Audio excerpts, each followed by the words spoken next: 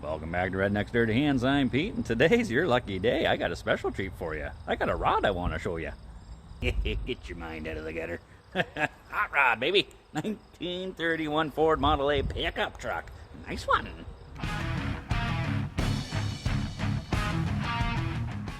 That ain't my rod. That rod belongs to a fella down in town. That's just a little rod. My rod's way bigger. I mean, this thing is a good-looking rig. I mean, you can't go wrong there, you know. It's not really my kind of style, you know. I'm more of a rat rod fella, you know. I like the dirty, rusty, you know. Always got dirty hands. My clothes are always dirty, so, I mean, you're not too worried. You can drive that any single day, park it anywhere, drive it anywhere. Who cares if it's raining? This thing over here, though, I don't know, man. That's a little too pretty for me, you know. It's like Christina, you know. Now, a fella in town there, he just picked this thing up, just bought it, and I gotta say, it looks like he scored on this thing, because it's like mint, you know. Somebody built this. Looks like they never even really drove it, but I mean, the way they got it, it's nice, beautiful paint on it. They got all the anodized stuff on the engine, you know. It's all red, blue, silver, and a little bit of white on the white walls there. Reminds me of something. I thought it looked familiar. It matches my beer perfect, you know. We got the red, the white, the blue, you know, chrome, the white walls. Yeah. Geez, I might have to keep this. Might not be able to give it back. Like, and this is totally a Molson Canadian rig, because it's even got a six-pack on her, man. No, unfortunately, this isn't an original, you know, 31 all-steel Model A Ford pickup truck, you know. It's got more in common with most celebrities. She's all plastic, but... you know, it looks the part, but this has about as much in common with an original 31 Ford Model A as a major beer manufacturer's marketing executive has with the people that actually buy their product. Although technically, this does look like it's a Chevy trapped in a Ford's body. Anywho, moving on, you know, this thing is pretty sweet. It's totally done, you know, the interior's done, the frame, the body, paint, all that. It's got a sweet little tank in there. Had to hook that up for him. It's got two side tanks, plastic tanks underneath there, but he said it was a bugger to fill them up. Every time he was trying to put gas in it, just kept spitting it out, and nobody wants gas spitting out on the nice running boards and all that. So we're deleting those side tanks, just hooking up that center one there. It's already plumbed with a line, just got to hook it up with the filter and all that. So that should be pretty good. I mean, it's not like he's driving this to Minnesota and back or nothing, you know. He's just short tripping her. It's got the sweet dual exhaust, the tips on there, you know. This thing looks tight and right, you know. You know, the rims and tires and stuff, the white walls, a little bit dated looking on this thing. You know, he's not too much of a fan. He's got some newer 5-spoke Kragers or American racing wheels. I'm not sure what he's got coming, but he's just going to put the black wall BFGs on there. But I mean, this thing, can't deny it. It might not be an original hard body, but you know, she's gorgeous. Look at this thing. Somebody spent some serious time on this, making her look all pretty. It's got the nice block hugger shorty headers on there, the 3 deuces, those are demon carbs on there. They got the AC and everything all hooked up, you know, nice, you know, even the fuel pump's chrome on her. All refurbished headlights. I'm assuming they're probably repop ones. I doubt they're original. That grill shell looks sweet. Even got the horns on there. Love it. Nice and clean. Electric fan on it. It's got the manual steering. You know, whoever did the body and the paint and everything on this did a phenomenal job. I mean, it looks great. And I gotta say, these might be original. You know, back in the day, the chrome plating had like high nickel content and stuff. So these could be original door handles. But on this thing, yeah, they don't do anything. The reason why they don't do anything is because up, hidden under here, there's a little button. Automatic doors. Nice one. And I mean, with the door open, it's nice and simple, plain, you know, just a carpeted door panel in here. It's got a nicely upholstered seat in here, you know, and all the panels. Same thing, headliner. They got a nice bulkhead up in here with the power switches, your radios up here, light switches up in here, speakers are up in there. You know, it's an older GM column. Oh, this thing's a little small though, but what do we got in here? Parking brake handle, shifter, gas pedal, switches, heater controls, nice gauges. It's got the tilt column in here too. Now, he brought this over for a few reasons. One of them is the brake pedal's real soft, so he wants me to check and adjust the brakes if I can. It's got discs on the front and drums on the back, but also his ignition here, he said he was dinking around with it and took it for a drive, and then he couldn't shut it off, and like, I can't roll the key back or get it out, and you can't roll it forward to try and start it. So like, what the heck is going on? And I was like, well, I'm gonna have to tear it all apart, you know, get these old columns apart, see what's going on. And then this collar here pivots. So if I turn it one way, let's see, turn it back that way. Oh, look at that. Oh, runner, runner.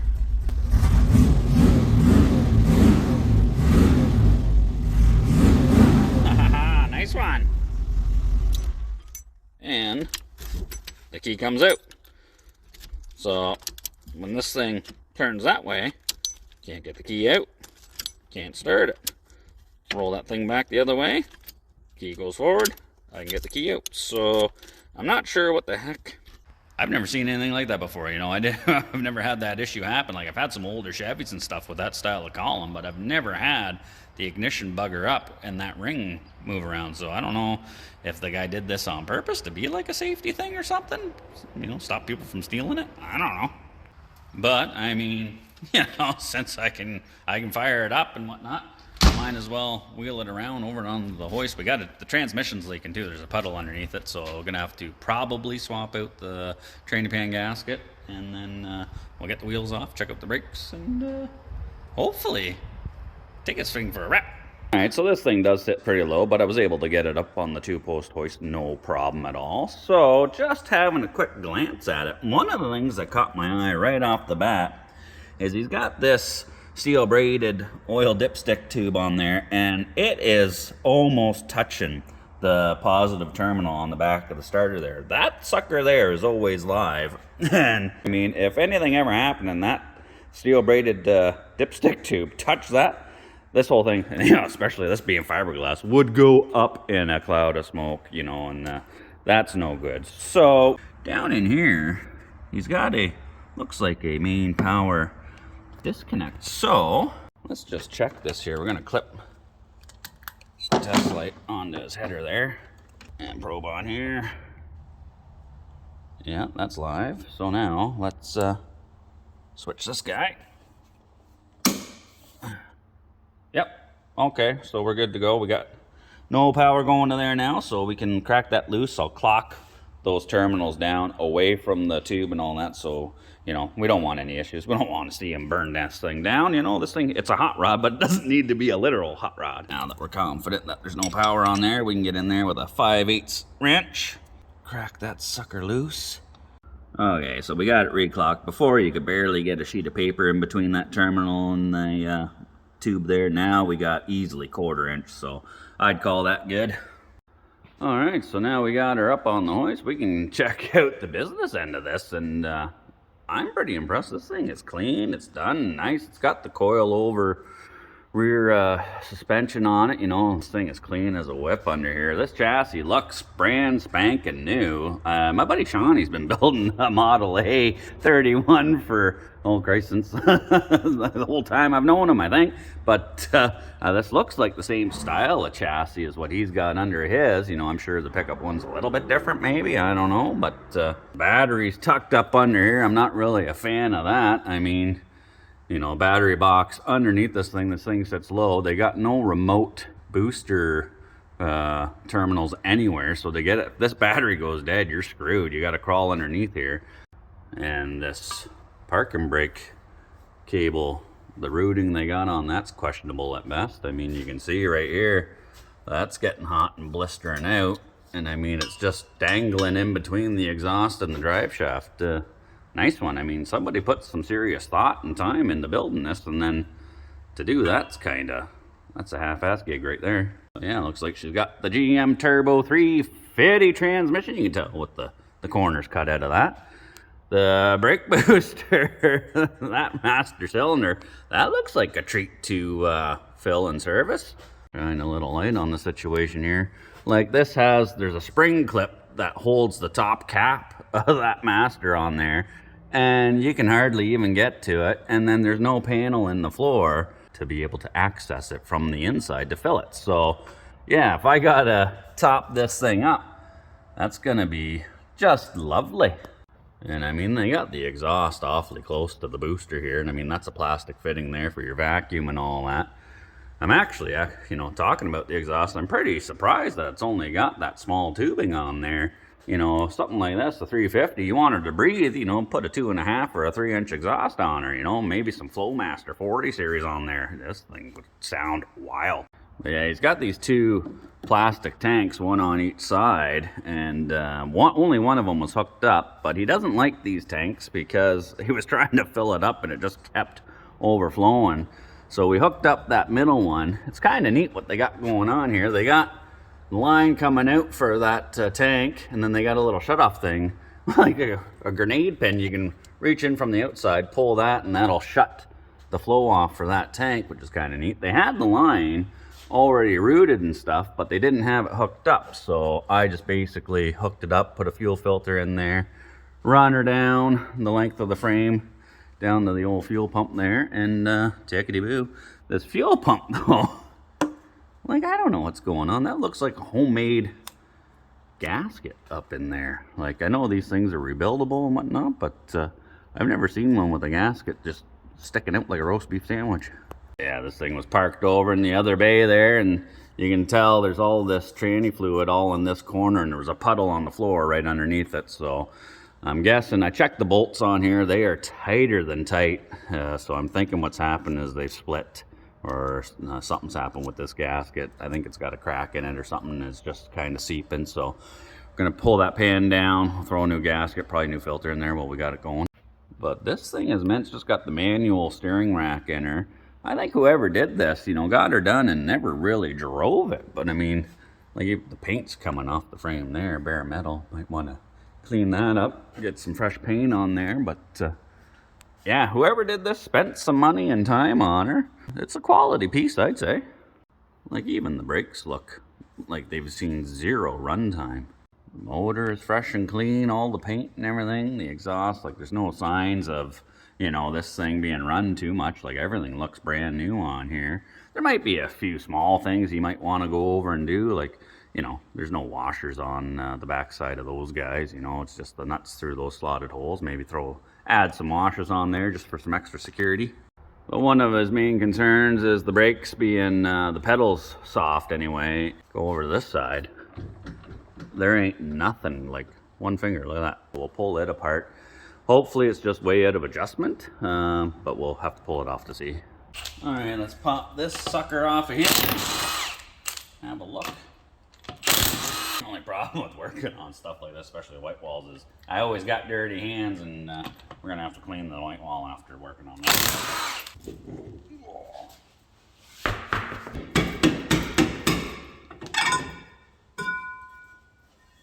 Tickety-boo. Drum looks good. The shoe linings look good. Everything seems to be in here. So maybe we'll just try and snug it up on the adjustment. Got your adjuster down here. We just roll it. You can do it from the back side. There's a little tab you can pop out. Looking at the business end of a drum brake for, you know, people these days not used to seeing them, it seems a little complicated. There's a lot of stuff going on. You got multiple springs and some cables and all that stuff. The hold down's there, the adjuster down at the bottom, and then you got your self adjuster thing here. You know, the way it's supposed to work is every time, you know, that wheel cylinder pushes those pins out, spreads the pads, and then they anchor against this. Nothing moves there, so that holds it rigid here. That moves out this way to apply the brakes. And then what happens is you got this cable is linked down and around to this adjuster here. So every time it spreads out, that arm there kind of lifts and pulls up that way. It's connected to a spring back to that shoe there, so that spring pulls it back down, which will push that down to adjust this out, because this thing here has little teeth on the cog, so it can't go back that way. It stops against there, but when this lifts up and then it comes back down, it pushes it, and that's supposed to adjust the shoes out. But as you can see with the drum off, you know, we have quite a bit of slop in there, you know. That should be a lot tighter than that. So we're gonna pull this out, give her a couple of ratchets, just to tighten her up, and we'll see. We want her as tight as we can go, so, but just so it has a little bit of drag. Oh, that right there. Now we just got a tiny little bit of wiggle. think we can go maybe one click more. Oh, I think that was 3 clicks.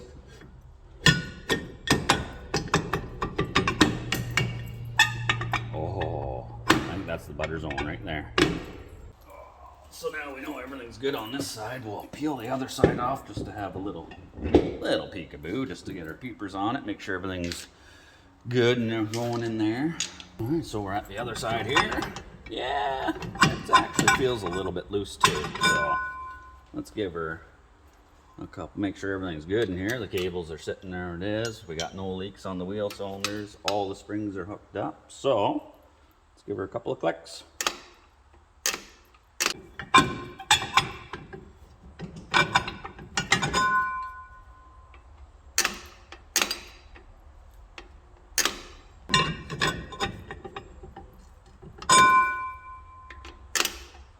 I'm getting a few out of this side. And this is the side I thought was the tightest.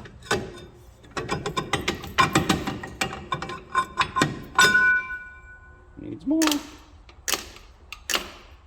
This is basically the exact same setup as most of your trailers out there too. It's just they run electric brakes instead of the hydraulic. But all the hardware, the springs, and the principle is identical.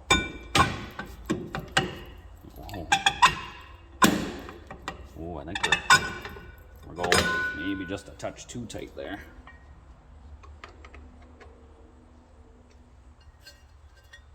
That's beautiful. Perfect. All right, so both back wheels are on, the brakes are adjusted. Now obviously, you know, it's got the disc brakes on the front, so there's no adjustment there. The hydraulics take care of that. So we're gonna carry on to the transmission pan here. We're gonna drop that, get that gasket out of there. And then I got a new one got the Napa know-how. So we got a new gasket and filter we're gonna put on there, because when you got a nice hot rod like that, you don't want to park it in the driveway. It's marking its territory everywhere it goes when she's leaking, so we want to stop that from happening. Hey, quit marking your territory. Buddy.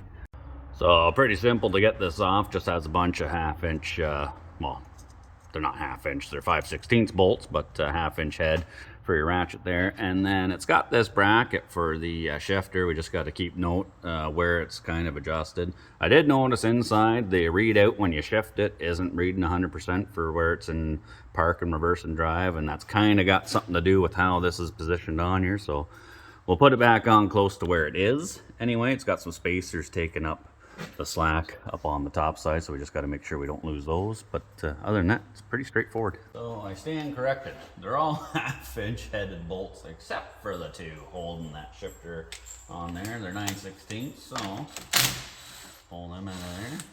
Now normally I use a magnet tray to keep all my bolts organized and throw them in there, but this is all stainless steel hardware, so that ain't gonna work. Before we start whipping them all out of there, I got a oil drain pan. Just gonna set it down at the front. It's already kind of leaning this way, so all the fluid's gonna be at this end. So I'm gonna crack them all loose, let it start draining. That's the only bad part about doing the tranny services and stuff like that, is it tends to make a mess. Just want to get them all loose. I usually leave the back ones tight so it holds the pan up. But like right now, it's already starting to drip out of this corner because I'm relaxing all the bolts here. There we go, we're getting a steady drip now. There we go. Sounds like a rainy day. And then these last ones, just kind of give them one crack like that. That way you're not making a huge puddle mess all over the floor. But this thing, it was hesitating when I put it in gear, so I'm thinking the fluid level was a bit on the low side. Yeah, and I've just cracked that down and it's hanging down pretty far and it's not really overflowing or anything, so I think she was a little bit low. And then the last one, I just support the pan with my hand there. Just lower it straight down. Just like so. Tickety-boo. Nice one. Then we can inspect this. And I mean, there we go. We got her in her hand. Now, this does have the upgraded rubber gasket on there, which is usually quite a bit better than the cork one. But, like, look, there's some goodies in here that shouldn't really be in here. Yeah, he might. I think it's a good thing we're doing a service on this, because we got no idea if the transmission's been rebuilt on this thing or not. But yeah, there's some glitter in here there's not supposed to be. Geez, he wants to pick this thing up for noon. He's got an appointment to get this thing appraised. So it's 10 o'clock right now, so we're gonna put the old beer goggles on there and pretend we didn't see that glitter in that tranny pan there. I mean, we're gonna tell him what we saw in there, put a new filter in it and all that, but he plans on driving her this afternoon. There ain't nothing I can do with it. I mean, you know, this guy, he's like a teenager. He's hot and horny to take her for a rip. I don't think he cares if there's glitter in there or not, but we're gonna tell him about it. You know, he can make a decision from there. And then we'll swap out this filter too. We got a new one in the kit, so it's just got 2 flat-headed screws in there holding that on. We'll pop them out and put the new one on. Once you crack these guys out of here, you usually get an extra little bit of fluid dropping out of the transmission, the valve body and all that. Just like so. Don't drop the screw, Pete. And then we can have a look and see if there's any goodies on the back side of this guy.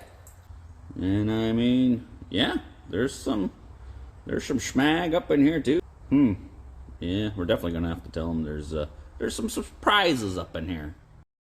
And these older 350 turbos there, they got a little gasket that goes in between the valve body and the filter. You want to make sure you change that because you get a new one in the kit too. You ain't gotta go crazy with the torque on these, but I mean, tight, you know. Tight's tight, tight is right.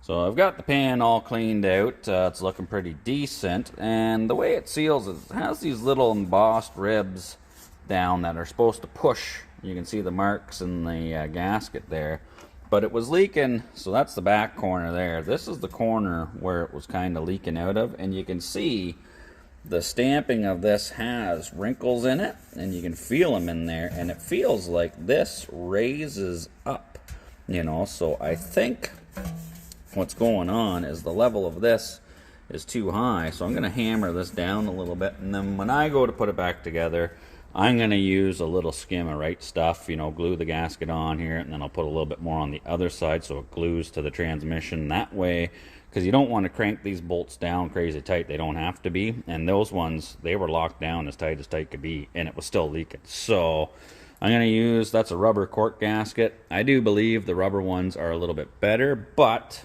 this one with the right stuff on there and tighten those bolts down, she'll be golden. Gave her one last little wipe down with some brake clean, and then we're just gonna hit it with a little bit. You don't need a lot of this stuff. We just need enough on there. We're gonna spread her around evenly, glue that gasket on there, and we just lay the new gasket on there. Make sure she's lined up. Stick it down to where we want it. And we're gonna give her a double dose of the right stuff. You know, they named it right. It is the right stuff.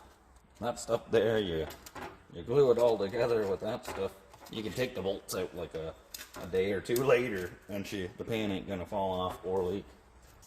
Round 2, and same thing, just a thin skim. Beauty. Always put your cap back on the tube, that way she don't dry out. And you just want to come under here with the rag and some brake clean, get all the oil and everything off the bottom side of the transmission here. Dry it all off, and we'll throw the pan back up in there. So now we are good to go to throw the transmission pan back in there. I always move the drain pan out of the way just in case I drop a bolt. It doesn't land down in there. So I like to start 2 bolts. I go kitty corner in through just to make sure we're in the gasket properly. So I'm going to go on the angle bit, and I'll go on this front corner here, and then once I get them started, all the other holes will basically be lined up, and then I can just start starting them all by hand. You never want to just go and ram all the freaking bolts in, especially with an impact gun or anything like that, because these transmissions, you can strip the threads out pretty quick. So we just start that one by hand until she's snug. Line this one up, get in there until it's snug, and then we'll go around and put all the other ones in. Get these guys started with the spacers in there. Oh yeah, and that's exactly why I moved the drain pan. That would have went for a swim. We're not gonna tighten anything down right away. We want to get this kind of in the same location it was too. So we'll get all of the bolts in, then we'll start tightening them down. Alright, they're all started up in there, so we're just gonna nice and easily snug them up. We're not gonna go crazy. Just get them a couple of clicks. And we'll grab a ratchet and just check them all by hand. It's not crazy torque, it's very low. We just want to make sure they're snugged up, that's all. So I usually do the final check with just a 1/4 inch drive ratchet, longer extension, and just one hand, you know. We don't want to go crazy with it, so I just go around, snug them up. I'm going to do it a few times until you get the feel of when it's snug. Oh yeah. Oh yeah. Oh yeah. I think that is tight and right. Alright, the pan's all done. We got her back down on the ground. Now we gotta put some lifeblood in that transmission. It's like, okay, how we do that? Well, apparently in behind the heater hoses and the AC and all that stuff, if we move some of this out of the way, oh yeah, we got the nice, what are they, like the Locar dipsticks or whatever. Oh, gotta get that out of there. Pull that out, and I mean, yeah, I get it. You know, these dipsticks, they look cool, the trick, whatever. But look at the size of the hole in there. Like, how are you supposed to put, you know, minimum 4 liters of tranny fluid into a tiny little hole like that? Come on. Like, I don't even know if I got a funnel with a spout that freaking small. You know, one thing I hate is working on customers' hot rods and nice stuff, because you definitely afraid of scratching it or whatever. So I went and stole the blanket off of McLeanski's bed. Hope he doesn't notice. Lay that on there so we don't bugger nothing up. Oh, tuck her all in. Oh, night night, baby. Yeah, the only way I'm going to be able to fill this thing up is, this is how I actually fill up the transmission on my Fargo there. I got a piece of heater hose that I can slip over top of the opening on there, clamp it on, and then bring it out with a funnel there, because the opening on that's so small. You know, most of us guys can't even hit the toilet. Forget about getting it in a hole that small. So, you know, it's going to take a little bit of time, but, you know, this thing, we got to put 4.5 quarts in here. So, yeah, this is gonna take a bit. Well, we got the rear brakes adjusted up. Moved the terminal on the back of the starter there, so no sparky spark, and goodbye hot rod. And then I got that transmission pan, the gasket glued on there, new filter in there. We filled it all up, put anywhere between 4 and 5 quarts, you know, start around 4.5 quarts or liters, depends on what side of the border you're on. Here in Canada, it's liters, but you know, anywhere you look it up online or anything, they're gonna say quarts. But yeah, between 4 and 5 should be the golden ratio for this. So now all we gotta do is kick the tires like the fires and take this thing for a rip. I'm kind of excited to see what this thing's like to drive. Oh, God, I like it.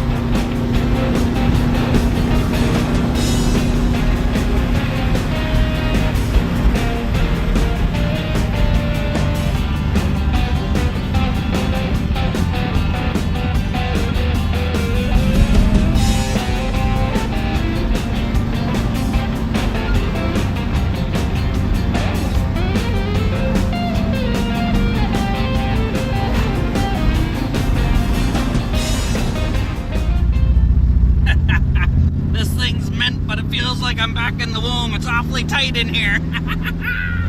Everything about this car is small. Look at the tiny little rear view in there. I mean, this thing drives mint. You know, the coilovers all the way around. It's got sway bars front and rear. You know, it's got the manual steering, but who cares? We got the pipes to turn the wheel. But yeah, he's gonna have a blast driving this thing. This is fun, man.